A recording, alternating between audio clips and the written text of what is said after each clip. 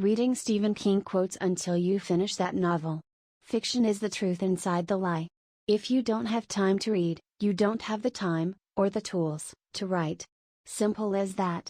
Speaking personally, you can have my gun, but you'll take my book when you pry my cold, dead fingers off of the binding. Get busy living or get busy dying. Books are the perfect entertainment, no commercials, no batteries, hours of enjoyment for each dollar spent. What I wonder is why everybody doesn't carry a book around for those inevitable dead spots in life. Monsters are real, and ghosts are real too. They live inside us, and sometimes, they win. Good books don't give up all their secrets at once. Some birds are not meant to be caged, that's all. Their feathers are too bright, their songs too sweet and wild.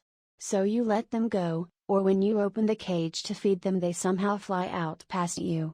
And the part of you that knows it was wrong to imprison them in the first place rejoices, but still, the place where you live is that much more drab and empty for their departure. The most important things are the hardest to say. They are the things you get ashamed of, because words diminish them, words shrink things that seem limitless when they were in your head to no more than living size when they're brought out. But it's more than that, isn't it? The most important things lie too close to wherever your secret heart is buried, like landmarks to a treasure your enemies would love to steal away. And you may make revelations that cost you dearly only to have people look at you in a funny way, not understanding what you've said at all, or why you thought it was so important that you almost cried while you were saying it. That's the worst, I think. When the secret stays locked within not for want of a teller but for want of an understanding ear. Description begins in the writer's imagination, but should finish in the reader's. Life is like a wheel. Sooner or later, it always come around to where you started again. You can, you should, and if you're brave enough to start, you will. French is the language that turns dirt into romance. The novel is a quagmire that a lot of younger writers stumble into before they're ready to go there. I started with short stories when I was 18, sold my first one when I was about 20 and produced nothing much but, well, I wrote a couple of novels but they were not accepted and a lot of them were so bad that I didn't even bother to revise them, but the short stories were making money and I got very comfortable in that format. And I've never wanted to leave it completely behind. If you want to be a writer, you must do two things above all others, read a lot and write a lot. There's no way around these two things that I'm aware of, no shortcut.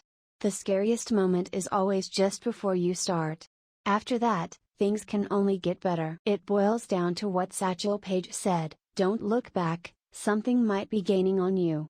There will be people who like what you do and people who don't. But if they're picking over the last thing and you're working on the next thing, that's all yours. I wake up. I eat breakfast. I walk about 3.5 miles.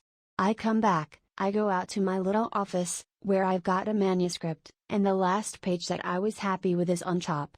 I read that, and it's like getting on a taxiway. I'm able to go through and revise it and put myself, click, back into that world, whatever it is. I don't spend the day writing. I'll maybe write fresh copy for 2 hours, and then I'll go back and revise some of it and print what I like and then turn it off. We've talked so much about the reader, but you can't forget that the opening line is important to the writer, too. To the person who's actually boots on the ground.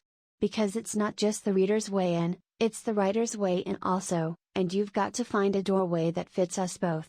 I think that we're all mentally ill. Those of us outside the asylums only hide it a little better, and maybe not all that much better after all. If you liked being a teenager, there's something really wrong with you. When I started Salem's Lot, I thought to myself, well, this will be the opposite of Dracula where the good guys win, and in this book the good guys are gonna lose and everybody's gonna become a vampire at the end of the book. And that didn't happen. Because you go where the book leads you. It's pure habit. I write from probably 7:30 till noon most days. I kind of fall into a trance. It's important to remember that it isn't the big thing in life. The big thing in life is being there if you're needed for family or if there's an emergency or something. But you have to cut out the unimportant background chatter. That means no Twitter. That means not going to Huffington Post to see what Kim Kardashian is up to. There's a time for that. For me, it's usually before I go to bed. I find myself sitting hypnotized and looking at videos of funny dogs, that kind of thing. When asked, "How do you write?" I invariably answer, one word at a time. Talent is cheaper than table salt. What separates the talented individual from the successful one is a lot of hard work. And in real life, endings aren't always neat, whether they're happy endings, or whether they're sad endings. The adverb is not your friend. Consider the sentence, "He closed the door firmly." It's by no means a terrible sentence, but ask yourself if firmly really has to be there. Alone. Yes, that's the key word, the most awful word in the English tongue.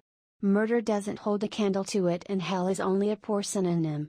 A short story is a different thing altogether. A short story is like a quick kiss in the dark from a stranger. Quote sources listed below. Thank you for watching. Like and subscribe for more writing inspiration and tidbits.